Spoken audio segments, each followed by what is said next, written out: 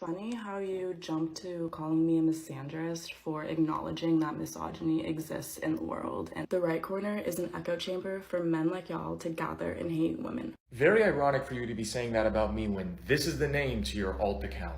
Interesting how this all started because you decided to comment on a video of mine calling me a misogynist, and I respectfully asked you for proof of said misogyny. But the truth has a way of showing itself. That's tough. There has not been, in the history of humanity, across any culture, any book, any story, any fable, there has never been across the history of humanity any respect put on the name of a promiscuous female, ever. Ever. You name the biggest conquerors that you can possibly name from history. Genghis Khan, Alexander the Great, all of them. They all had 100 wives, bunch of children, Big G, conquered the world. Normal. That is normal evolutionary biology. That's how men are designed to be. There's never been a single female who's been celebrated for her promiscuity ever in history. It's always been frowned upon and disgusting. So yes, we are completely and utterly different. Yes, it's different if a woman cheats on a man. And if a man is at a complete top level of his life, he ticks every single box, and if he decides to be loyal, which some do, and I can be loyal, and I have been loyal, but there's also times in my life where I think, fuck it, I don't want to be, and get a new girlfriend every single day of the week. I can do that, and I can decide to do that. If a woman decides to do the same, purely because her value is high enough to attract so many males, because she's beautiful, for example, it is completely different. I'm 5'2". I like a 6'4" guy. Women like this are essentially groupies. You can go to Psychology Today or wherever and find plenty of articles on how women react positively to a man in uniform. What that has to do with the groupie is when a woman sees a uniform or any other signal of status, and it becomes such an importance to her that she's blinded to other aspects about that man. And guys, you'll recognize groupies. They crush on a lot of men, not just one or two. They crush on men, groups of men. Again, badge bunnies, buckle bunnies, what have you. And women like this will never be happy with you, because what goes hand in hand with the groupie mentality is the grass is always greener. That woman will never be happy with a man that makes a commitment to her, because in her groupie mindset, she's seeking high levels of status, and a guy of actual high status would never settle down with her. That's her thinking. So as soon as you commit to her, she no longer sees you as a man that could be her best. Grass is always greener for the groupie, promise you.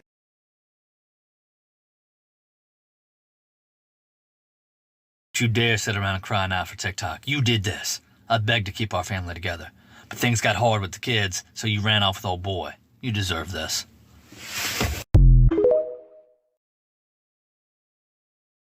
I don't agree with men giving the women money, but I think it's disgusting that a man can have a child and not support him. This goes into the deeper point. Every time a court rules in favor of a chick having $100,000 a month, that puts men off to a level. Like, it's fine if there was a baseline child support. $1,000 a month, $2,000 a month. That's if you have a kid, baseline, regardless of income. If your man wants to give you more, he does. If he doesn't, whatever. But when you come along and start saying this percent of a man's income, do you have any idea how scary that is to a man who works for his money? He works for his money. And do you know why it's scary? It's not just because he's giving his money away. It's because he knows he isn't giving money to the kid. Yeah. The kid, you can raise a kid on $500 a month in most of the world. You want that kid in Gucci, you in Gucci, you in a nice car, going on dates with another dude with my money. I'd rather burn the fucking house down than to give it to you under the fire circle.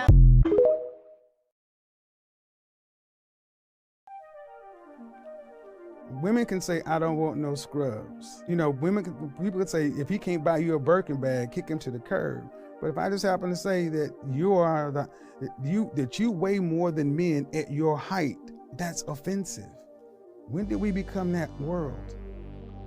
Well, it's offensive for men who like a certain type of woman. Some men are into BBWs. There is a whole market for that. Really? Right? Show me where the high value men, after their high value, go after BBWs as the norm.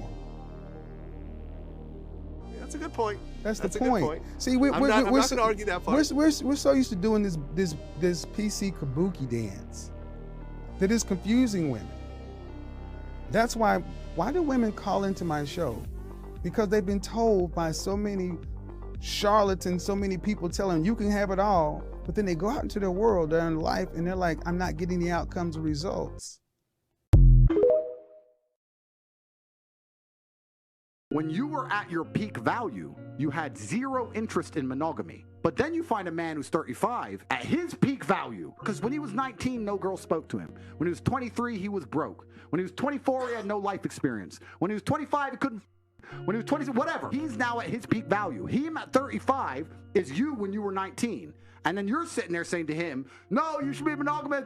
It's like, well, you weren't. You did whatever you wanted in your peak. Now I'm finally got there. And I had to work for my I had to fucking struggle. I had to go through hell to get on this yacht. You got on the yacht with an Instagram DM. I had to buy it.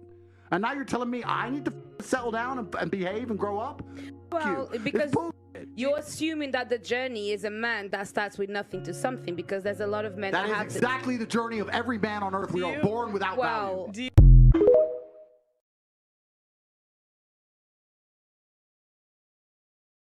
There's actually a dark underlying truth to situations like this that some of you women probably wouldn't want to admit. See, if you're a guy who lets his girl go out to bars and clubs without you, and she makes sure to tell you about every single encounter where another guy hits on her, you have to wonder, why is she always telling me that?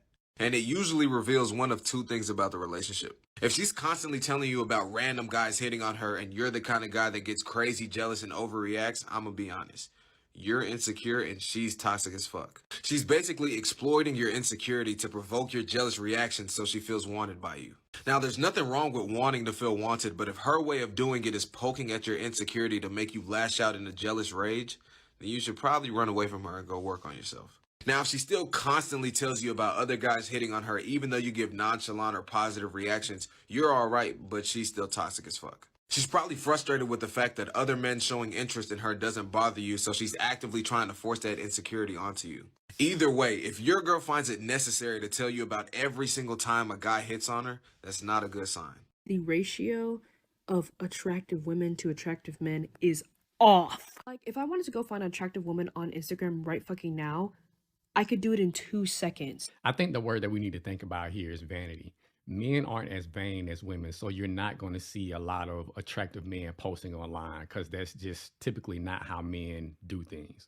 Most men that I know personally don't even like to be in front of the camera. They don't like taking pictures. And in my opinion, the ones that you see online posting all the time are the ones that have been told their whole lives that they are attractive by women. And one of my mutuals, John Cannon, actually touched on the makeup aspect in his response to you. And we cannot ignore that makeup has a big role to play in the super attractiveness of women online. Then you add to that, social media has come out with a lot of different filters. I know that you can see through the filters, but sometimes these filters actually change people's faces. Many women don't want to leave the house or get online without putting on some type of foundation or some type of contouring of some sort. And I'm not saying that they're not attractive when they don't have the makeup on. It's just when they put on the makeup and change the structure of their face, it makes them appear way more attractive than they really are. Our eyes, for some reason, are attracted to specific things. Like, for instance, symmetry is one thing that we are attracted to.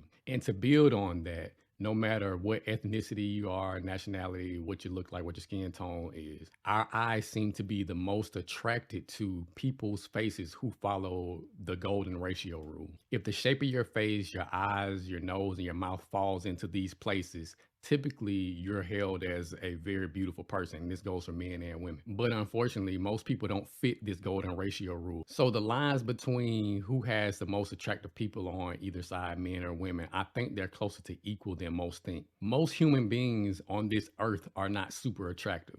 I think what pushes this conversation a lot more towards the woman's side is the fact that sometimes men will overlook the attractiveness of the face for the attractiveness of the body. And when they're in that mindset, they're thinking about sex. And that's often confused with the woman being a lot more attractive in the face than she really is.